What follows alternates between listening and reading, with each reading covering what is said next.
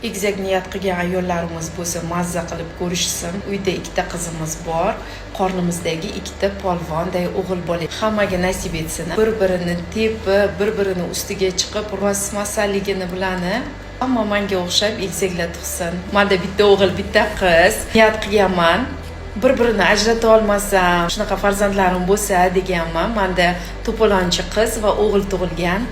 Sizda Xudo xohlasa bir-biriga o'xshagan, bir-birini ajrata olmaydigan bolachalar bu yoqda Hasan va Husanlar.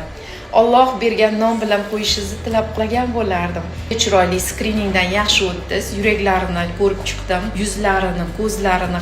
Egizaklarda albatta ikkita qo'llari, ikkita oyoqlari erinmasdan hamma joyini ko'rish kerak bo'ladi. Patologik homiladorlik ba'zan udachniy chiqmaydi hammasi ham. Nima degan bo'lardim? Farzand niyatidagi ota-onalarimizni farzand ostida bo'lsinlar, yaxshilik qilsinlar, yetimlarning boshini silasinlar. O'sha Alloh ularning ishini barakotini beradi.